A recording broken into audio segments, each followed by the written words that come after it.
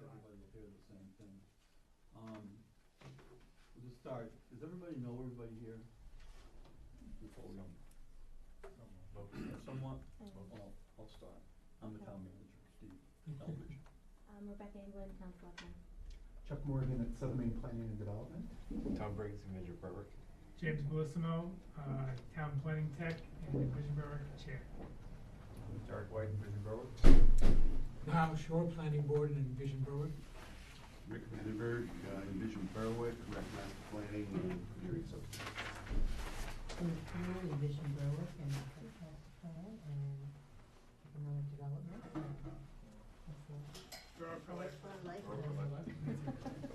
John Winston, Planning Board.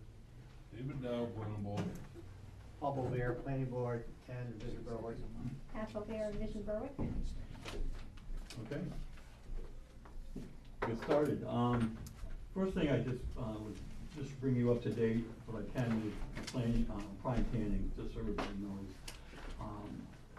The site over here, the 7.7 acres, has been completely cleaned up. And all the paperwork has been done for DEP, the VRAP, and the covenant for the deed and stuff. Mr. Kahaya has disappeared off the face of the earth. He's in Europe a lot. We can't seem to get him to connect with us. And his attorney's working on that. So the board has requested a meeting with him before we do anything with handing the property back. And I don't know where that's going to end up time-wise. It's in limbo. But that's, to me, it's okay. We can wait. He's still paying taxes on it, so I'm not worried about that. But from my perspective and others in the board, we'd like to start seeing some activity over there. But part of what we will talk about, I mean, that's all I can really tell you about the prime site. The Blue Sword building is the next in line, and Rick Credier are working on that, and the extra lot. But until we talk to Mark, it's, especially with the parking lot, we need to let him know what the thought process is. And hopefully he goes along with it. Want to mention anything? Yeah, I'd be happy to. So we met with, actually yesterday, we met with EPA. EPA came out, we had a great meeting with them, brought them up to speed on lots 1 through 7, and then also talked about lot 133, which is the parking lot, and then the Blue Hive building, and our kind of what our approach we think ought to be, what might help with the cleanup, and then help also facilitate the redevelopment over there. And so we have our ideas, and the next step is to bring Maine DEP into the fold and have a meeting with EPA and Maine DEP and get their general concurrence on that approach, and then also hopefully work outward to Mark Kahaya and make sure that approach sort of fits with the vision that he's hatched, at least to this point, for the property. And in a nutshell, what it boils around to is to clean up the types of contaminants that are there. We're going to propose to put them under parking lots over there, and we can give them. We think might be able to give them kind of a finished parking lot, and then if they build their buildings around it, now they have something that's sort of one step closer to redevelopment. Yeah. We're trying to push Mark to get started. That's my goal, is to start seeing some activity over there now that this lot is ready to go. And I know a lot of people in this room have pushed people his way, and he just doesn't act on it. And when he comes, I'm hoping that he'll have somebody who's going to, construction management, who will take his ideas and start making it happen and be accountable to him and work with us. Everybody here has done a lot of work to get us to this point.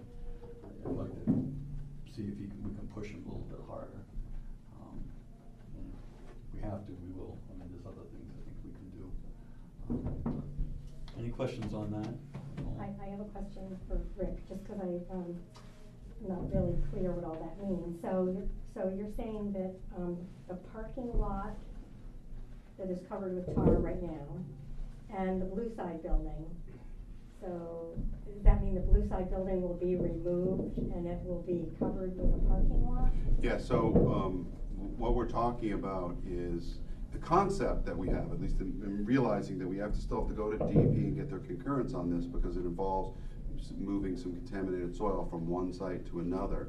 But what the idea is to help Mark, if he's gonna truly redevelop it in concert with the plan that he hatched, he calls for some residential on the Blue Hide building.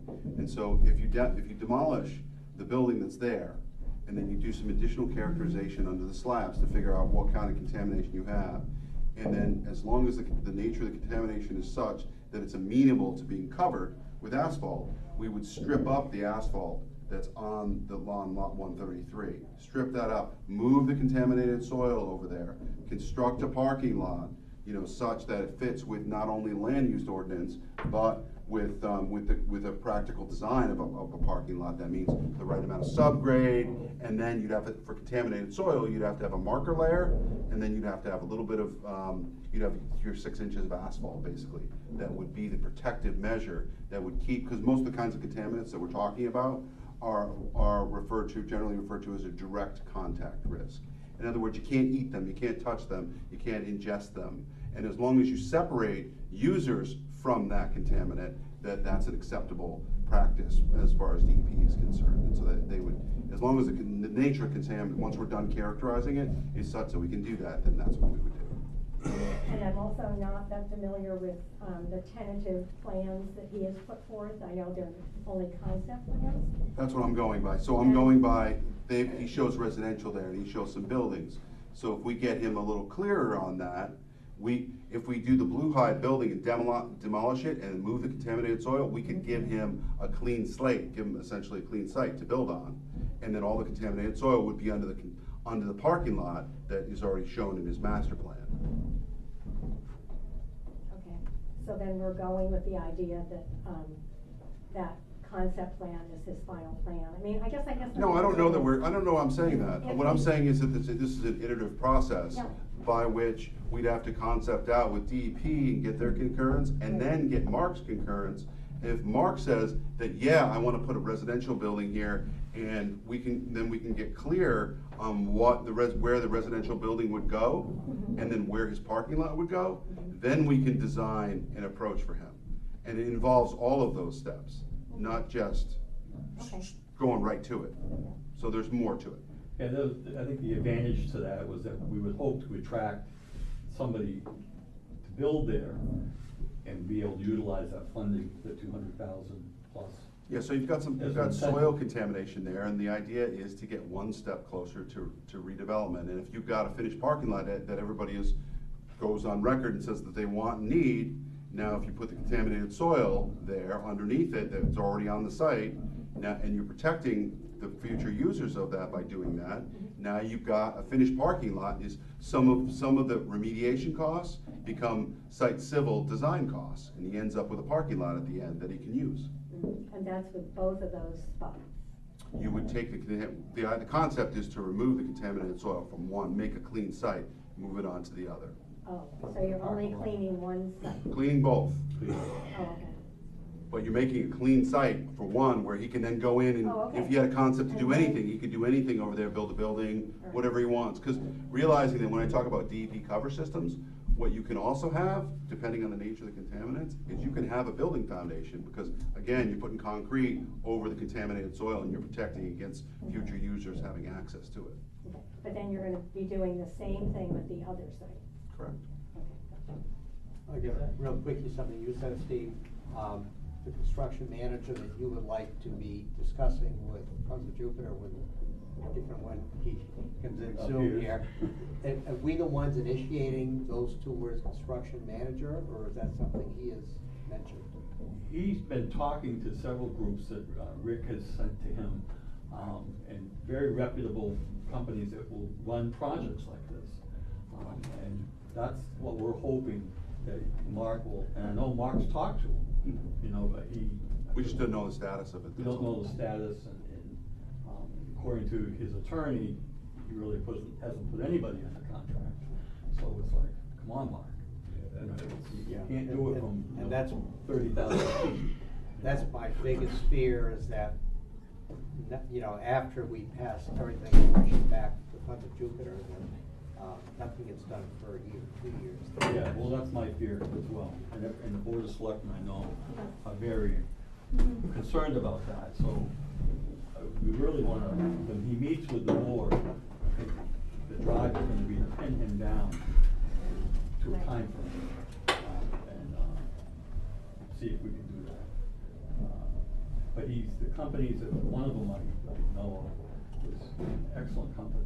I mean, they oversee big projects like this, and I don't know why he hasn't just put them on the payroll, but he has. But besides that, I think one of the things that I know James and I talked about, and Frank and I have had quite a bit of conversation. Some of the things on this agenda are things that Frank wanted to talk about because he couldn't be here tonight. But the development sites, some of the areas, like Sullivan Street, School Street, and Wilson Street, what are the thoughts that we wanna do with that? And I know there's been a lot of discussions about that. The Sawmill Hill and Moulton Street project, with the Great Falls Park. I'll update you on the Estabrook, what's going on with that. And what are we gonna do with the sober home? These are all things that we need to talk about. Logan Street Library and Penny Pond Trail. And then Tom is gonna be a member of the Seacoast Bus Group. We will appoint him next meeting. And he's really wants to work, he met with Brad Nichols today, who's the director, about improving the bus routes here, and we wanna get a bus route that goes up to the library. We think that's important, and they used to have it to the sober homes. See right there, Mark. Oh, you can sit with You mean Tom, right? Like that. Yeah, Tom, right. You just said, sorry, just to clarify. The only Tom. Yeah. One time. So, just to bring you up to date on the Estabrook, because I can talk more about that. There's been two companies. There's the Hershey's Group that was here before, and we were gonna donate the property. The board does not wanna do that anymore. They think we're in a much better position to put a price on it. And the other group that has been, we've invited out and spent some time with, is Avista. They're the people that did the project in South Berwick. Just from my experience and John Stoll's experience with Hershey, I would prefer to go with Avista if we have that opportunity. Steve, what's the project they did in South? They did the elderly housing, Behind the library? right behind the library. Okay. Yeah. Nice, beautiful building. They do about 20 to 30 units per apartments. And quality-wise, I haven't seen what Hershey's. They're doing the same thing in Dover, you know where the old church is? Yeah, Mhm. yeah. That's them too.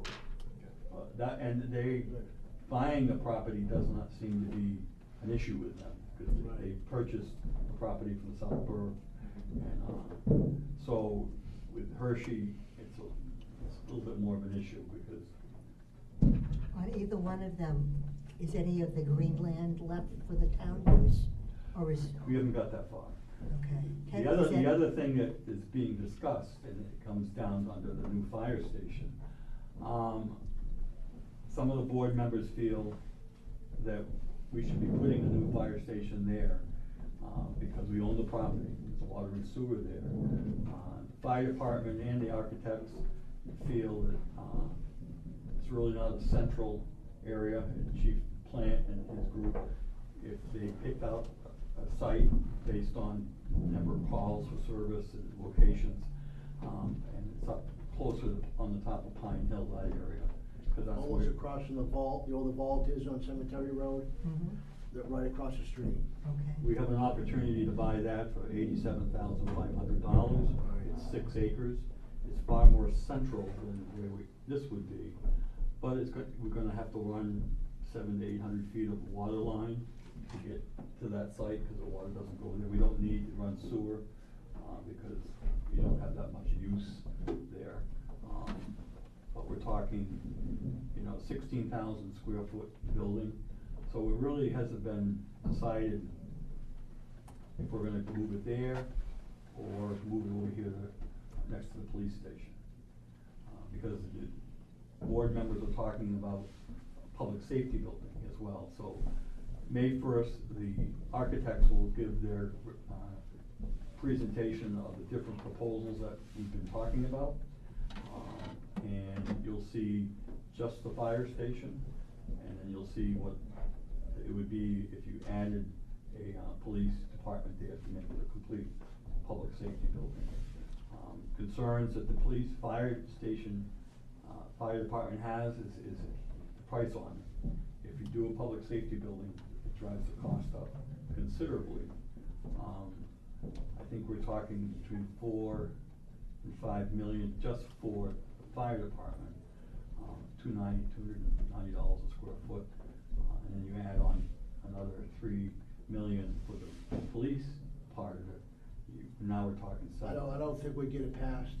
Yeah. And That's the my fire answer. department's in dire need for new fire department space, so I think that's kind of the way we've been, leading. And it wouldn't be possible to add the fire Yeah, we station onto build the it- police station that it's Yeah. in Yeah, now? but the problem is, he doesn't like that spot. The chief doesn't like the spot in the I hill. get that, yeah. Because it's a little bit further away, and this chief doesn't like down here because that's more centrally located to his.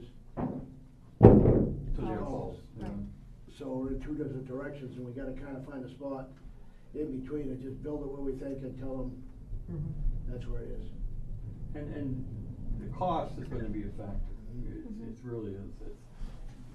I don't know, Derek, some of you who haven't been here, like, what, 8 or 10 years ago, a public safety building was proposed and had a huge number on it, $8 to $9 million. And that was 10 years ago, maybe? That's when we had when we were gonna buy the land, the parking lot, the paved parking lot, for $75,000 or something, cheap number. And we voted the money, but we never bought it. So, Which was too bad, that would've made a good spot. What So- about lot 133? Yeah. The prime parking lot is the one you're talking about, right? Right across the Blue Side building. Yeah. Yeah, Yeah, yeah. yeah. So then, that space, was okay, and then. No, the whole thing blew up. Yeah, I know that, the history of that one. Apparently it was, I don't know if it was okay or not. You got Some agreed, preempted. some didn't. Right. I just wanna make sure Dennis gets a fire station, because That's mine. We need a fire station. we need a fire station. It's just, we're spending a lot of money every year, and it's not good anymore. So. I'm sure there was discussions if even if you build a fire station right now and if you design in such a way that you can have additional Yeah. build-ons at a later point in That- time. that's- Yeah, the that's what, plan. that's what we're doing. Yeah, okay. Yep. Good. Yeah, yeah. So- That's what makes the cost up there, so the lot was what was this lot, Steve, the lot up on Cemetery Road, It's 6 acres, cost. 87,000. We got 87,000 to buy it, right? Then it had, what was it, $68 a foot For water. to put in the water. Okay, that's a perfect digging, no ledge, no nothing. So that's, that was what, 125,000? Close to it, yeah. And then you're gonna build a big size septic leach field, because you not only have a fire department, they have a police department. The fire department's gonna have, 24 beds in it for, they're gonna do per diem firefighters. Yeah, we're trying to get per So diem. they'll have 25 beds, and it's gotta be built to these Homeland Standard specs, and Oh, yeah. it's all a bunch of baloney, but that's basically what it amounts to. So that's why it's gonna happen.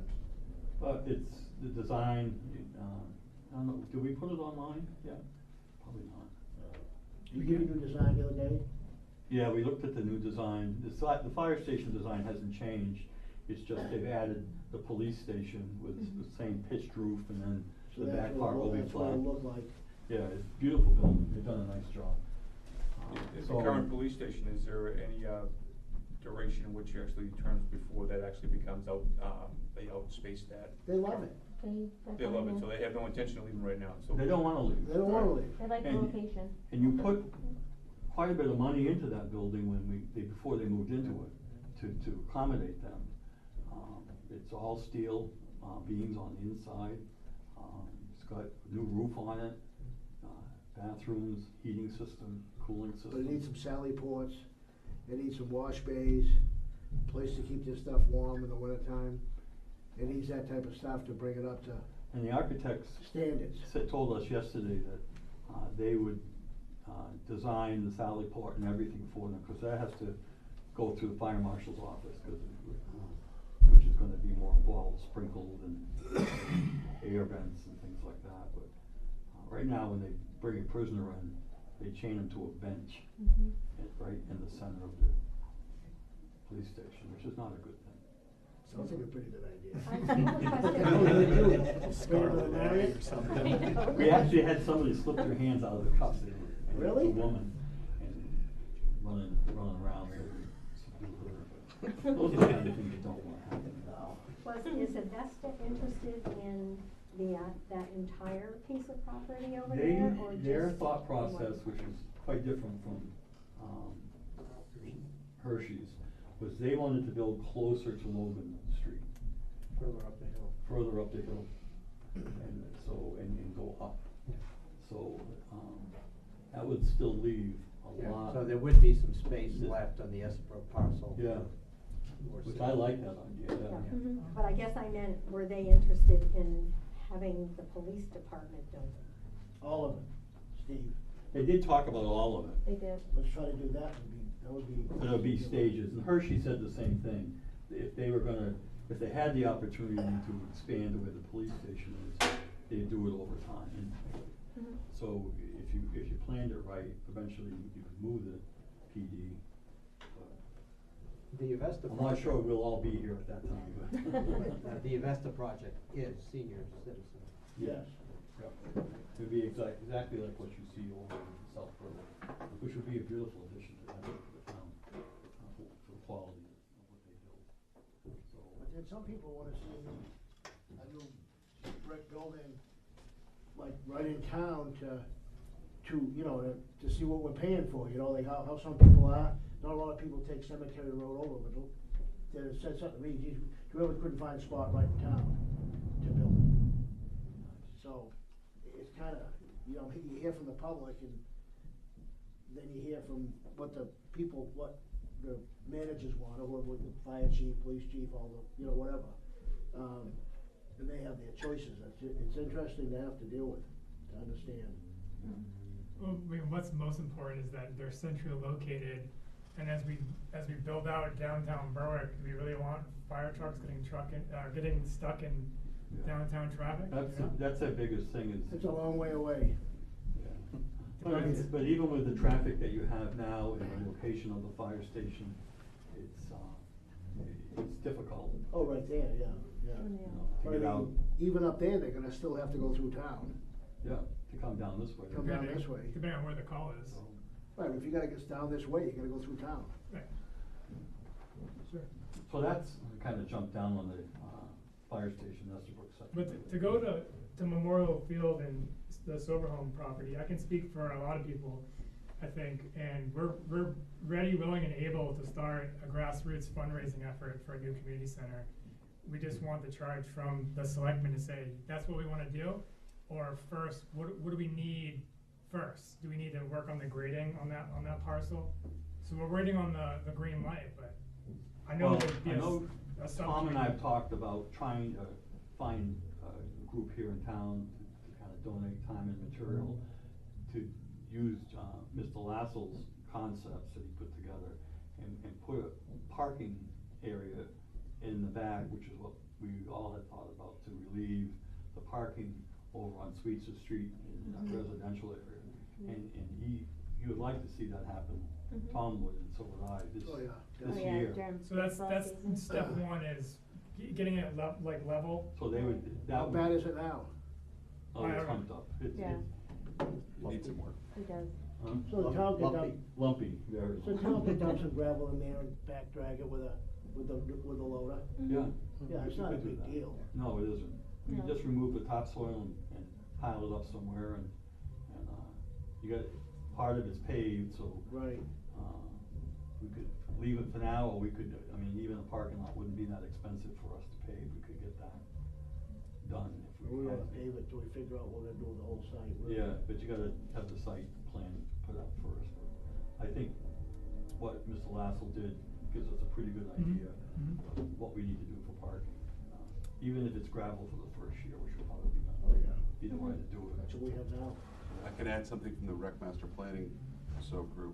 We're even talking about that location, obviously, as a community center, and we're writing into the plan an iterative process consistent with, you know, using what you have there, the fact the building's down, you know, kind of doing a gravel parking area for starters and kind of just grow that property as funds allow. Right. And, you Right. know, the recognizing the need for parking with, you know, with the proximity to the fields. Right. Parking's the biggest issue right now.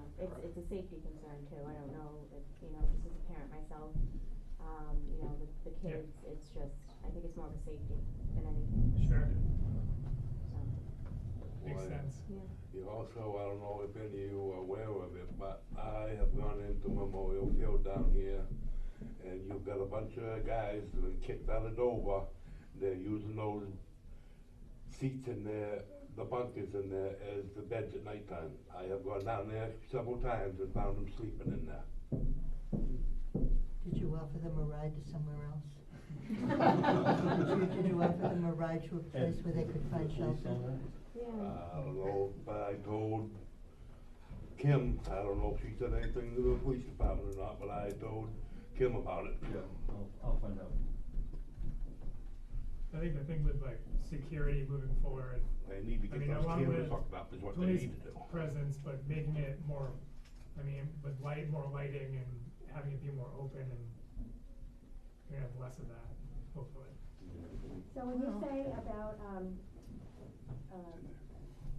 I just don't know what the terms are, when you're talking about, the parking lot, and you said something about a plan or a site plan, does the site plan mean a building on it? Well, Or does that just mean making a flat space at this point for the parking lot? Right. Right. What I Mike just don't know Lassel what, did, you know, how far are you talking? Mike Lassel just threw together some concepts on paper and kind of trying to locate and show people what the site could look like.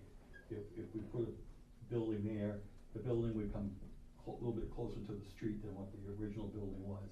So you have more space in the back for parking and things like that. So, the concept is there, So can we? Just a see- concept group, Yeah, that's I all mean, it is. but is that available for people, you know? Yeah, we those- have it who on have- paper at our home. And is that available to the, You can public? it hasn't been yet, and that's, Yeah, I- but you can Just take it as and a mark concept, it up and Well, see what kind of size building you all want. three concept plans were presented during a selectmen meeting, Okay. and those concept plans can be found on BCTV. I think we have paper copies as and I well. think Uh-huh. part of what, you know, Frank and I and James have talked about is formalizing with these groups, these groups. Let's pick projects and Mhm. start conceptualizing them and start funding them if we can. Maybe not this year, but if you're gonna start doing fundraising, I know Tom's out there beating the bushes with, you know, excavators and companies that will donate time and material. So, and knowing Tom, he'll probably find somebody that will do that. He's very persistent, so. I think you'd be maybe use a creative way of touch a truck, but actually have excavators on site and actually live demo. Yeah. Just a. So, Give someone the opportunity to drive it down, an excavator around for $100, you know. I'm sure they'll have fun. So the sober home, I think if the board, will probably talk more on next Tuesday. If this group decides that these are things that we really need to take action on and finalize concepts, what we wanna do, the board will give us direction, give manager direction, let's start moving on that, and then we'll rally up the group of people who can make it happen. And put it out to the public, these are the things that we're doing. One of the things, just back to Prime real quick, is I told Roger Clement, who's their attorney, that I'm not gonna wait for Mark. We're gonna start planning and doing stuff in the perimeter of Prime, because that's what we have the ability to do. I can't control what he does over there per se, but I think we've got good things in place with planning board and stuff that we. So you really don't think we have any control what, to get him moving on something? You think that's how that, our contract is pretty? Oh, yeah. The only, The the only contract thing we doesn't can do have now anything in it. is just hand it back to him and say, here, start paying taxes. And Well, he just he- let it sit there as long as he wants. That's a discussion we have to have with him. You know, I don't think we could, according to the lawyers, we can't force him to do stuff with taking the property back. Cause Well, he that's can- already he built can into the take it back. contract. He can take it back. Right, but you're still gonna pay money when he takes it back, right? There's not gonna be much money. Right now, it's, after everything is said and done, and all the money that's been back and forth, it'll be under 10,000 that he owes. I thought it was like the 250 or something, no? Well, it was 267 originally, but that funding has all gone to, as matching funds for all the grant work. Oh, so he uses tax money he owed us? And he's, Mhm. That's yeah, what- that's that's, what that's you said. including all, he's been being taxed, that's all part of it. So he's still paying taxes on the property, even though it's not in his name. That was the agreement. So, But the tax, I mean, the understanding that I have reading it is the tax money that he owed the town has been used as the 20% matching for the Yeah. brownfield. So our tax money is going to improve, has gone to improve the site that. through the brownfields. Yeah. Right. So we have So it's contributed all our money. a lot to that Right. site. Yeah, we have. Right. Yeah.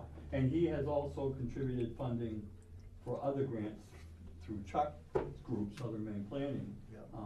That was not part of the tax money. He ponied up the 20% on everything we've done with that.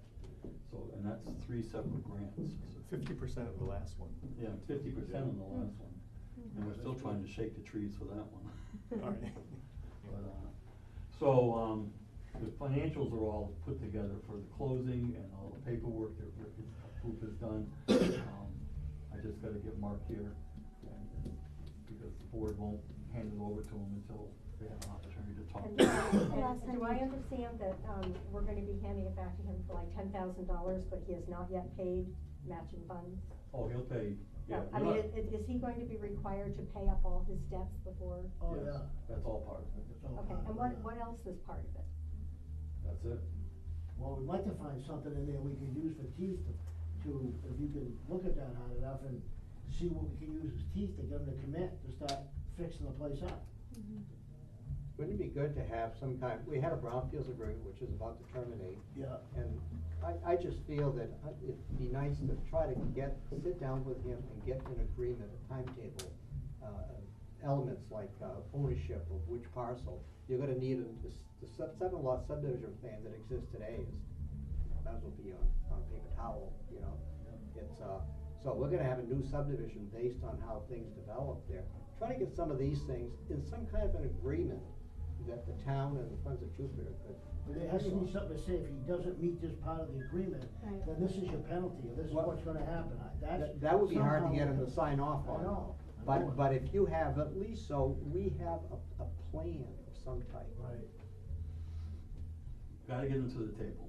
Well, When's the that, last time that he's was part of been our here, Steve? discussions. Right now, it's all speculation until we actually sit down and understand, have a discussion with him. What is his expectation? What are our expectations? Well, And how do we move there's forward? gonna be Right. lawyers involved. I understood, but right now, I said we haven't been able to, it sounds like you've been trying as well. We I've had been a after him discussion. for the last 3 Yeah, months. so that's, until we actually meet that objective, everything we say really is really speculation at this point. Right, Cause What- we're not in agreement, I think there's several of us on the board that aren't in agreement with the proposal for the apartments. The volume. The amount of them, yes. The Yeah, volume. and I've heard a lot of So, negative feedback on that as and I well. know that there's a lot of people from your proposal that came, you know, and said, this is what's been approved, and I'm like, no, nothing's been approved, this is a proposed. So we need to have some discussions It's not even around that. proposed, though, to be clear, it's It's it's merely concept. Well, it was done during a presentation, and it was spoken that it could be up to 200 apartment buildings. People see that and they say, you're putting 200 apartment buildings downtown. They don't realize that, the concept of it, so we just need to be I think the town clear. needs to recognize, and everybody around this table, I think, understands, is that the hard work of James's group from the summer to pass the land use ordinance, the form-based code, is gonna dictate what can be possible over there, and then Right. anything that he wants to do has to go through the planning board process, Right. so the No, public no, is gonna be that's- protected. It's not, that's like, before we passed the last land use ordinance, I wanted to make changes that were originally in there before that. There was a ratio of any new construction, commercial versus residential, that was eliminated when we came out with the form-based code. So we have no assurances that this builder or this developer, Funded Jupiter, isn't gonna come in and put nothing but apartment buildings there and nothing, and no commercial. There's nothing in the current land use ordinance right now. Oh, I thought it had to be commercial on the Nothing. bottom. Nope, nothing, We nothing heard at the all. banks will not He lend can come money. in, he can build projects that look like something that you'd see in the city, and then. But Dave, it still has to go through planning board. And we would have no reason to not approve it. And we all agreed, we had a consensus that we agreed that this was the issue, and I wanted to put that back in there. But there was members of the board that wanted some more time, which I agree with, so we didn't have When that do we consensus. Can we revisit it before something happens? Well, we're gonna have to wait until November now. Not May, no, June. Well, you can always have a special town meeting. We can, but there's no assurances in there at all anymore. Right. So that's I thought why we had the 4 first days priority forward. that we have to do as a planning board, and I think that we all agreed, was that, you know, we need some help on the planning side of it. I know that we have an interim town planner, but this really needs to be something where we need to figure out, is that 4-to-1 ratio that was originally in there that John Stoll recommended putting in there, is that still a good ratio? And another thing, eliminating row houses. You can't have row houses, they're single family or double, you know, or 2-family homes inside there. They have to be residential or, you know, commercial residential. So I'm a little worried about that. Let's get on it. I know. Yeah, no, do. we are. We do, we need to We get on are, that. yeah, absolutely, and that's where gonna we be. have- we really should defer to SMPDC on this when it comes to, whenever we brought up limiting residential downtown, or limiting even putting the, increasing the minimum lot sizes, we've heard from Kathy and Lee J to say, well, let's take a look at this. Right. Mhm. What would be, to put you on the spot, I mean. Oh, you can, cause I have no answer, cause I don't deal with land use. Oh, okay. Okay. All right. So I even think though there it has says to be a Southern Maine s- Regional Planning, I'm the Yeah. Economic Development Director, so. Those. I'm sorry, I'm no help on. No on problem. land use. No Don't problem. mean to be. I think we can't turn the blind eye to the departments though, because that's what's gonna be the impetus to start. Mark, trust me, it might sound a little weird, We but gotta figure I'm out serious, something. I'm very worried about it, so it is number one on my But list. somehow I we know. gotta figure out so that We will. you allow them to have some. Because that's gonna Absolutely, be the you need impetus it. to start, that's You when you're need gonna it. do sports Yeah, first. absolutely, you need a mix Over of, we need a mix 55. of residential and commercial, absolutely, that's 55. everything that we've heard, but right How now, can we we don't say have that parents assurance without kids? anymore. Well, no, I you wanna do back Dave studio up or 1 bedrooms. Studio, 1 bedroom. Studio, I- 1 bedrooms. What Dave said is it's really scary for the planning board to start sitting down when Funds of Jupiter comes in here with a plan that doesn't have, or we're fighting to get this form-based code to look like we spent 4 years thinking about. It's scary, we don't even have a full-time planner. I mean, we've had great people from Southern Maine, but, you know, the town is gonna leave it up to the planning board to really be the police force. Well, John Stoles took out his papers and run, vote him in, we'll keep Yeah. him busy doing that, or Vote him in for. Selectmen. Selectmen. Can I introduce I- one thing when it comes to the residential component? Something to keep in mind is that for sewer, for every unit, it's $3,000 connection fee. Impact fees is close to like $1,200 per unit. Those might be cost prohibitive enough for him to think twice about 200 units or 150 units. Mhm. And the other thing too is, we don't have a very good traffic study, and I know that we keep hearing about the CAC study, but to put 200, even 100 units down there would say 2 cars a day extra on top of whatever else that we We could have do a with traffic it. study that's being funded and, But it's not complete yet. Right. And we don't know, we don't It's a whole- necessarily know. It's a whole new traffic study that's being done. We have $67,000 that's been approved from the DOT and from Southern Maine, CAS program. And it's all been funded. We have the matching funds for it already.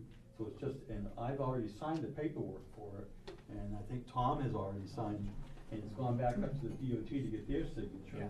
So the funding is there, so it's gonna be a very thorough, much better than what you had originally. Well, no, I know it's coming, I just, I think part of that equation of the, you know, either 4-to-1 ratio really has to be figured in there. Can we support 400 extra trips a day downtown? You know, what Right. is it gonna look like for traffic? Cause you know what it's like at 3:30 You can't get over to the 5 bridge. o'clock these days, so. those are my concerns. I know that the board has the planning board feels the same way, so we're really gonna be working on it. But, you know, it's just to kind of go back to what you were saying about turning the property over, do we have to?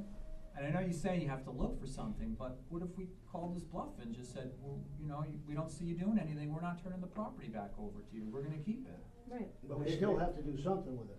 They have first And then we refusal. sell it. right, we find somebody. And then we call his bluff, and then he says, you know what, no, you have a contract that you have to turn it back over to me. If we're not getting any reaction from this guy at all after 3 months, it's like, We have to be I have hard. no faith. Right, I agree, exactly. we just have to be, I guess, more harder on them somehow, I guess, I don't know, you're probably right.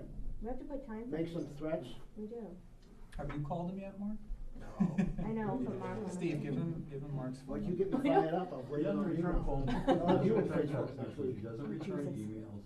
And his lawyer goes through the same thing. I spend more time talking or emailing back and forth with Roger than I do with him. And Roger hasn't heard from him. And he said, last week he said he was in Europe the last time we spoke. Roger's not gonna throw him under the bus and say, I don't know, yeah, I've called him 10 times, and he's not gonna do that either, Right. Steve. But, and to finish Dave's Really? thought, I mean, we'd be lucky if Mark came knocking down the door and started developing, like, I'd Right. take that over us being not prepared, like, I honestly would take that. So I think we can be pretty dang confident that we have until November to get those changes in. I don't No want to. doubt, and I think we all need to be on the same page and help the planning department out, help each other out, cause if we really wanna reduce the growth, we have plenty of time, now's the time to start.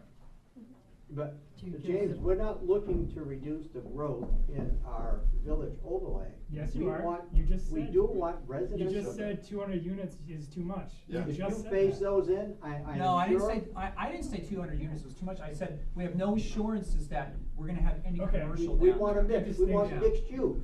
Michael, we don't have it. We could have 6 apartment buildings down But there. your whole diatribe was No. anti-residential, and that was the way that I took it, so I think if you have a different opinion, you should It is clarify. yes, it is anti-residential. We don't want- I am really want pro more kids commer- coming I am into pro this. mixed use. We already have enough, we already have a I'm school pro mixed use. budget issue, we were just at That's the what I meeting, want. we have to mitigate. And that's what growth. everybody We wants. do. And that's why the 1 and the 2 bedrooms is what you shoot for, and you Yeah. really try to reduce the No, number we of do 3 studio bedrooms. and 1 bedroom. Yeah. That's Yes. workforce housing. But we- Workforce And that's what housing young and people want. studio. Exactly, and that's what everybody's saying we need.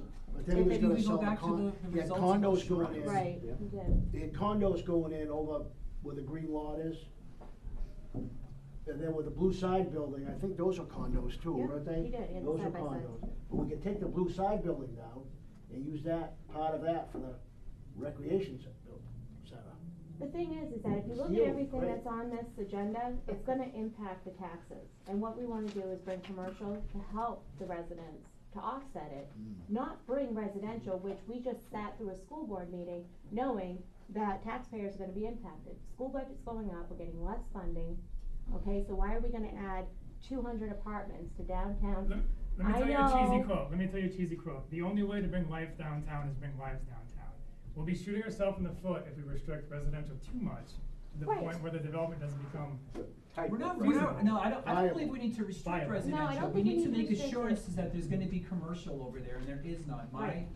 Yeah. My yeah. worst nightmare is that he builds 6 apartment buildings and leaves. Like, Exactly, and that's, I think, what the concern is, Aren't we have there, nothing. aren't there environment? All, when you look at the 4 remaining buildings out there, none of those are slated for residential. They're can't all be. slated for commercial, every Where's single one of them. Isn't it over there? And I think, Does it not fit over there? I'm gonna defend Mark a little bit, No, no. because I've had the opportunity to work with He him. wants both, he needs both, he's He been on needs record both. saying that. His Yeah, plans, because if you go they've back had to the original plans that he gave presentation on, he wants commercial space here. He doesn't want it all residential. And he's looking at square footage costs, but He wants to build a building and own the building and the lot and rent it. He's gonna have to come to the fact that this isn't a week's traffic circle, Right, okay? No one's gonna come down here and build a building and lease the lot. He's gonna have to sell the lot, I think. Something's gonna be figured out that way, because it's not gonna happen. I don't see it. I feel like we can talk this is all, the planning board perspective is new perspective. I think it's very important that that kind of thing gets done. I'm very disappointed that the CAX funding is in 2021. That's not for the funding from the CATS for the planning, the traffic study is already funded. It's been done. It's gonna be started this year. Okay, so the study will start this year. What I'm talking about when I say the CATS funding is the actual reconstruction of the downtown, taking the traffic study that they do and then building it. Yeah. I might as well go into that since we're there. I've already put in an application through Tom for $1.8 million. I sat down with Frank, we talked about what we might need for money, for different aspects of it. He wanted me to put 1.6 in, I said, I think I'll put 1.8. Submitted the application already, to do all the work on any improvements in this, how traffic flows through here. Not anything on his site, that's gonna be his dime, but it's to do expanding Wilson Street, maybe expanding this over here, so we have 2 lanes, bike lanes, Power bump outs. underground? Huh? Power underground? Power underground, things like that. So, but that funding is, if the CATS group and I happen to sit there, John St. Pierre, I'll twist his arm a little bit, to fund that project for 2021. Is that matched also with the 20%? There's a 20% match, 180,000. 1.8 million, I'll I don't make think sure. that's enough money. So To the start. traffic study is going to be done this year. Yes. And the money's then it coming, will- money's gonna come from our Envision Berwick match Right, funds. right. Yep. And then the actual performance of whatever is decided will happen in 2021. That's our hopes. That's when the funding would become available. Yeah. But you have to understand that CATS doesn't get 1.8 million in 1 year. It's gonna have to be spread over, maybe 2 years, because they usually don't even get $1 million. It's like. Usually you have to spread out things over multiple years. And that's what I've seen since I sat on the CATS committee. I've seen Kittery and York projects who are multi-millions get spread over several years. And this will be the first project besides the planning money that Berwick has done since Rochester funding. And I think Rochester Street was through the CATS program. So, And the one thing you have to be careful about with any of the transportation infrastructure cost is, like I know when DOT comes in and does a road, you can't go back the next year and dig up the road to no, do something. There's a 5-year moratorium. 5-year on it. moratorium. So a lot of times you see municipalities take that time to do water, sewer, other Yeah. infrastructure. So you just have to, in terms of the site planning and doing Right. everything, make sure you don't put the cart before the horse too much and then have to go back and, Well, because there is that moratorium. So what you're saying, kind of, I picture it in my mind that when we come to the intersection of the new Main Street that's gonna cross from the fire department to the town hall, you would have to stub out and prepare for what, is to come, whatever. What, through the prime lot? Yeah, I'm not even anticipating doing anything with that because I don't know what he's gonna do. So The how do you traffic study may prepare? come out and say, you're crazy to put a road through here. You know, it's not gonna flow. I mean, that's a possibility.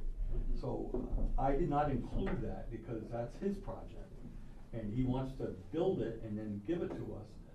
That's fine, but he's gonna have to do it to specs that. so then you would stub out at the time if Right. it ever does get built. Right. Yeah. Right now, we'll just keep moving down through here. Things that we can work on that aren't gonna come from Mark are sidewalks, the lighting thing that we've done, and we've had all these things done. We've had an engineer do the whole lighting, study. That was through Envision, I think, and Frank.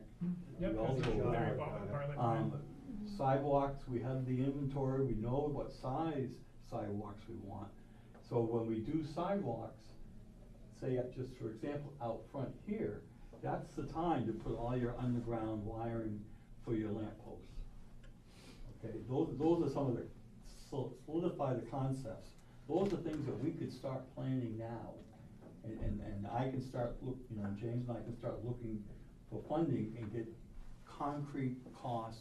Okay, these are where we're gonna do the lights. We're gonna have 6-foot wide sidewalks. You wanna do concrete with granite, curbing, Street tree pits? Street trees, yep. yeah. All of that are things that we, if everybody's in agreement, we have the layout already. You have the design on the lamps that you want. Yeah. So it's just, let's say, okay, these are the concepts we wanna move forward on, and do it.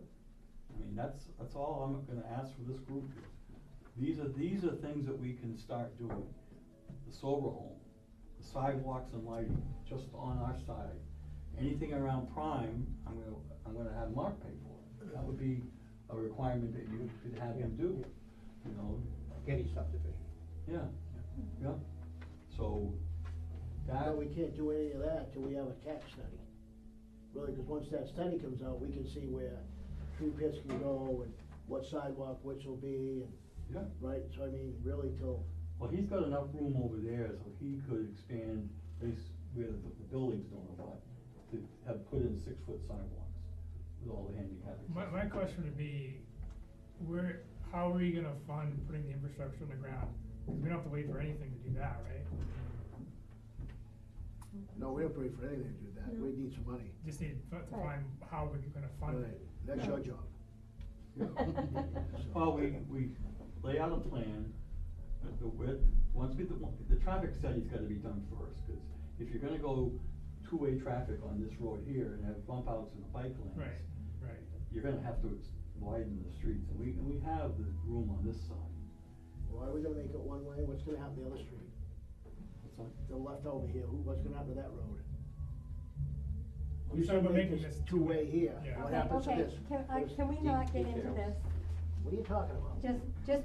Just because we don't know what any of the study's gonna be, and I feel like we have a lot of things on our agenda to deal with that we haven't talked about yet, rather than worrying about the traffic flow. I have Okay, a couple I'm questions. very concerned about it too, Mark, but Yeah. I don't think that's what this meeting is for. I think it's more to deal with all the things on the agenda here, and also to come up with, I would like, come up with us all meeting here, some ideas that we can be coming up with to hopefully come up with something that will provide some kind of leverage for, To light for a Mark. fire under his, For Mark. under his You know, behind. say, we're I not didn't gonna get the give this impression that back. that's what this meeting was about. Yeah, we're not gonna. Because we don't have any control over that until we sit down with Mark and. Rick might. But I do You feel. know him closer than anybody. I haven't talked to him either. Don't you feel like we should at least be having some thoughts, and our lawyers hopefully having some thoughts about what we can actually be proactive about what possibilities that we may have for choices when we hand this back to him? You know, when he. What the lawyers have told me, Okay, so let's okay, hear that. is that you have a contract with him, and The when. brownfield contract you're talking about? It's I mean, the Public contract for the. partnership For the whole The property. original contract. Yes, the original contract. The original contract. Mhm. There's no expectations of anything, but when the brownfield funding is all spent and all cleaned up, that we turn the property back over to him. And that's all it states. And you're not gonna, according to both our lawyers, Brian Dench and then the gal that we're working with now with Bernstein Shore, there's really not much else that you can do to him, with him. You have a contract. Yeah, we didn't put, Well, when we wrote it, we didn't have enough teeth in it. Can we Only for brownfield. have a phase-down provision on credit enhancement agreements, for instance? Yes. To say, you know, in year one, it's X amount, if you don't get it started in year one, then it goes down. Yeah. That gives him some incentive That's a to go different. forward. That's a good idea. Well, No, you that's know, what we've I been mean, talking about We have doing. positive leverage, not just negative. That's a leverage. carrot. And the other thing is, how many of these projects are in the TIF area? On your list here. Is it possible that we can scare him into action by making him believe, perhaps correctly, that all of the TIF money might be used up if he just keeps sitting on his duff and not doing it? Well, what he does know is that the clock's already started back almost a year ago. So it's a 20-year TIF, and he's got. Yeah, 20 years is a long time. Huh? I mean, for 20 some years of is a us, long 20 time. years is a time longer than me. I know, I'd like to be around when they finish it. I plan on being around. But, I mean, why can't we So, tie, if we tie that's the only time place to I money, feel we have then he one has an right. incentive. That's the only place. Just time passing away, you know, he's got a million things to do, what does he care? Tying time to money might get his attention. Do you I That's mean, how much there's no money- That's my consequence thought. in wasting his Right. time That's- now, that's what I except to said. us. Whatever he's got into it is probably like chump change. So I don't think it's Well- a real problem. I think he's got so many You- other bigger fires in the ovens and the, whatever it is, what the fire. We're noise. You Yeah, I you think reach a he's- point in life when you start thinking about legacy and what you stand for. And my sense, just from that one meeting I had with him, is that that's about the point in life that he's at right now. He's way too young. If he wants to make this a project, and I think particularly his wife feels the same way, Yeah.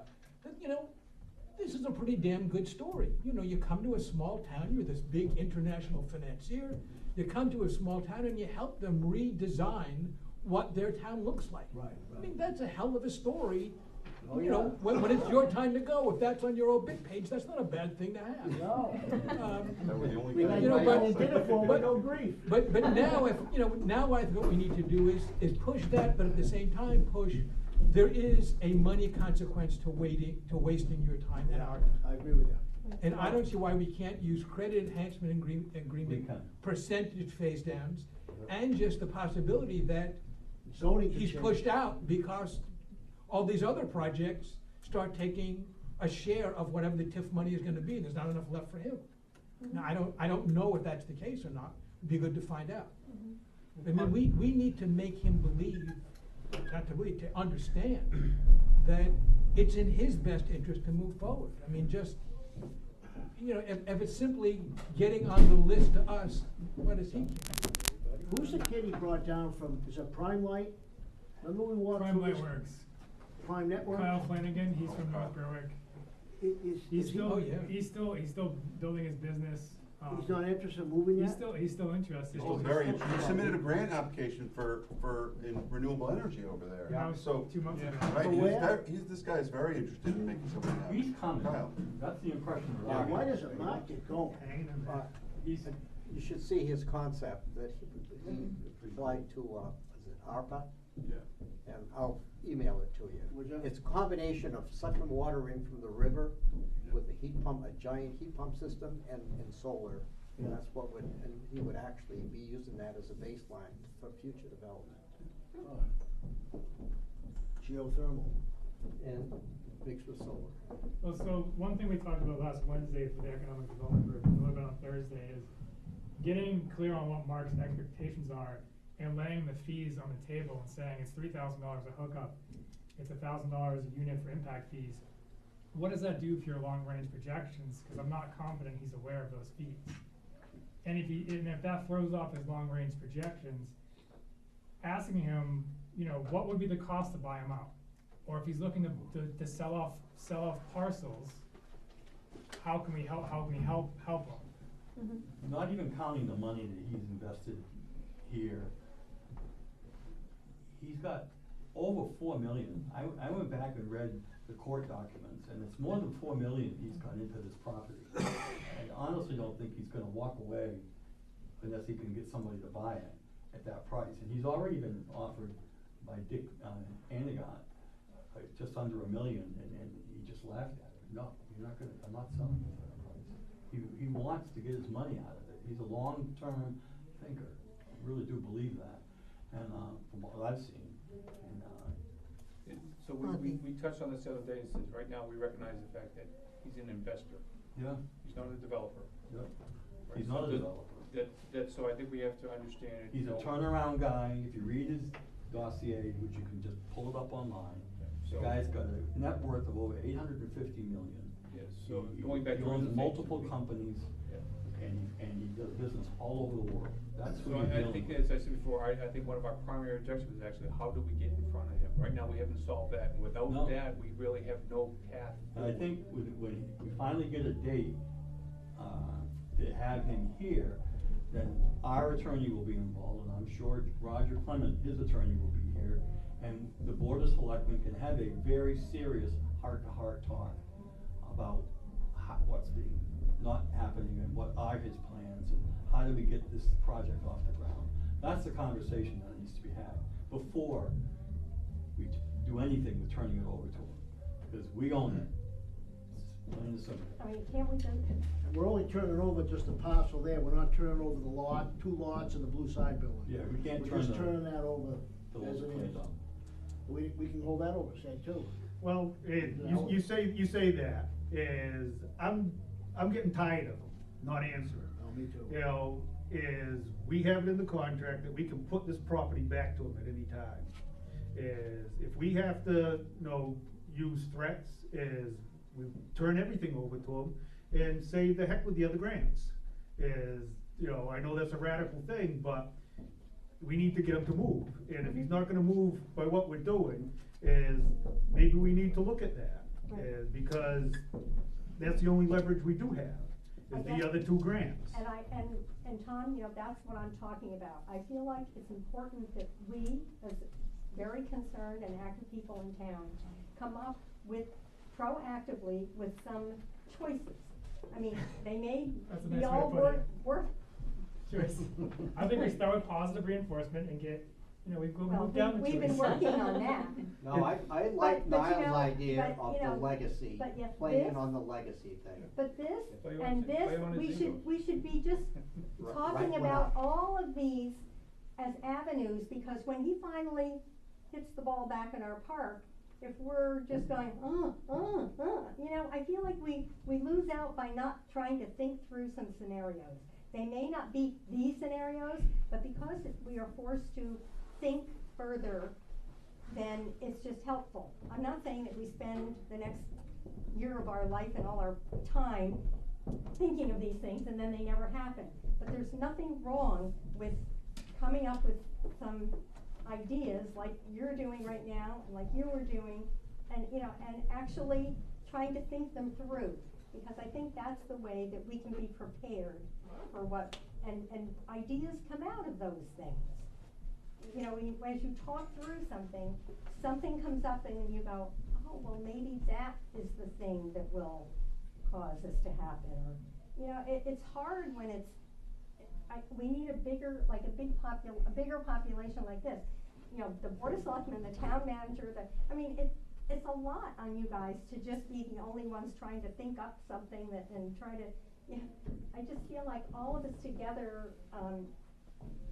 have a lot of ideas, and we can be bigger than what we are now. And I think that's the thing that bothers me the most about this whole thing, is that we want, 3 and 4 years ago, we were bigger than our individual parts. And I feel like we're shrinking down to our individual parts again. And I think we all need to work as a group on this big thing again, because it's so critical. And I'm not negating you and the board, so I don't mean that. I just mean, I feel like we could all, working together, could accomplish a lot, which is why I'm glad we're having this meeting and think we should probably have them more often. Rick, what would the consequences be if we, said heck with it, we're not gonna take those other grants? Well, you have the grants, but you haven't expended any money. Right. Currently on those 2 lots. So, normally for a community, what happens is it counts a little bit against you should you go for money in the future for something Well, else. we could take the grant and clean it up and keep the land, keep them, right? That was what I was gonna say, is the one thing that the Brownfields does do, is that it serves to do the cleanup on these properties. And ultimately, whether it's Funds of Jupiter or somebody else that redevelops that lot in the future, at least it's closer to being redeveloped by doing that work. That's just helping him out. He's already. It's helping all of us out, I mean, it's community benefit. Right. He's already for that. paid. So far, we've all 40,000. busted our ass and we haven't gotten anywhere from him. I feel like we've worked hard for a long time and it's just not moving fast enough anymore. And I'm not happy with it I for think half a year. the one thing that I keep hearing, it's a common thread, we talked about this at Envision Berwick at our last meeting, is that I think that when we get Mark's here, it would serve us well as a group and a community to have a frank discussion and reset expectations, because I feel like that's the one piece that's been really solid at the very beginning of all the process. Was we all knew how to get to this point. It was really easy to define how we do this. Yeah, we did apply it for brownfields funding. We did do it the work. for. Right, I get that. But I think we've gotten to this point, and everybody's expectations have sort of drifted, and everybody has a different idea of where we should be. And I think talking that out with him to reestablish everybody's, one set of expectations would benefit everybody.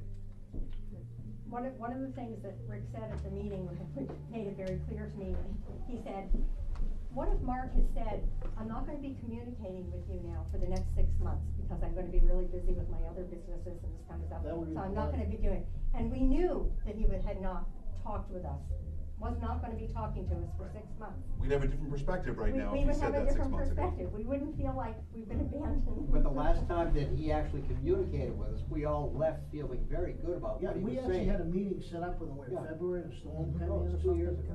It's actually January, it was early January. It was early Yeah, January. then that storm We came. couldn't all make it or something. Yeah, he got snowed out, I think, on 2 occasions, Yeah. trying to come So, I here. mean, it's not And like- he was supposed to be here. So we was gonna be here. So the whole problem is, that's why in the beginning, Steve mentioned that he would have a guy with boots on the ground in Berwick. That's what we need. Yeah. He needs a guy here that we can communicate with. Part of the expectations, I think, that you need to set. Yeah.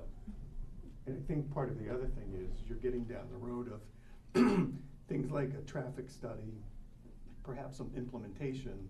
And so if you're not involved in that process, as we all know, it takes a while to do this. You can't go and he can't insert himself 18 months down the road if you've got plans to do roads and. No, he's I gotta mean, be involved in He's gotta be tax study. involved in there. Gotta be involved. The other question I guess I'd have too, Steve, is part of your TIF, was part of that a credit enhancement agreement with him? We have, It can be, right? it can be, we have not established a credit Okay, enhancement. see that's getting back to your Yeah, point. that's where we have is power a to big control. thing because, Right. and if I remember correctly, when I read your TIF, it allows the selectmen to negotiate credit enhancements It from does. 0 to 100. And I think it gets back to your point, and it was for only 20 years from time of. Finish. For the whole. About a year ago. For the About whole a year district. ago, yeah. So you're already at year 19, if you really want the full benefit of a TIF, you're gonna wanna load it up, get going and load it up. Right. With Right. a high percent, and I think that gets back to your point Well, of your, The idea that I we do have carrot and is stick, to be honest. a progressive percentage. What was can- the last thing you just said, Frank? Well, I just believe you do carrot and stick, I mean, just Okay. And that's in where the terms credit of you enhancement do. agreement comes in. with some of You know, this. we start, with a low percentage, but if he makes a certain benchmark, then that percentage goes up. Or if he gets X number of value in the ground, say 10 million into the ground, and he's planning on getting a total of, say, 60 million into the ground, then if he can make those commitments and meet those benchmarks, he gets a better percentage. So that gives him incentive to get it done. And that's, we've used that before in Lisbon for a developer, and it works real well. Yeah. You know, because now they're motivated, because they're gonna get more money back. Is it possible to, some of the infrastructure stuff that we were just talking about just before this, is it possible that we could do, like we start something, that's visual, you can see that we're improving our infrastructure along Wilson Street and Sullivan Street or whatever, and then if you can finally communicate with Funds of Jupiter, then say, we're gonna do this, you're gonna do the next step. You know, that kind of thing, some kind of an agreement, Well, that's even if what- it's a gentleman's agreement. James and I talked earlier, and the whole concept was, there's parts of Prime that will have to have a mirror image on across the street. If we can get him to do the development and the lighting, say, in the sidewalks around the Prime site, in stages or all at once, he does all the lighting that matches what our plan is, and we would do this side. So in fact, we're only spending half the money and he's spending the other half. those are the kind of agreements that you can But make. it's like teamwork. Right. Yeah, exactly. Right. But those are the things that you have to get them at the table, and we have the sidewalk study, inventory already in place. All we gotta do is say, okay, this section here is gonna cost X number of dollars, how many lights do we need to put, say, on, right in front here? And then he would have to have a mirror image on the other side. That way he's expending, and we're not. Yeah, once he gets a toe in the water, maybe he'll, you know, build a legacy. you know. Yeah, I don't know how somebody, like a developer, funds a project like this. It's not gonna come out of his existing companies, I think it's It's funded gonna borrow. Jupiter. Yeah, he's probably gonna go have to borrow all this money. I think he said that, he's looking to make the project financeable. Right. Yeah. And so that's why, whatever he does, and he's talked at length, I think on a number of occasions about what he could potentially do over there, it's gonna be driven by economics.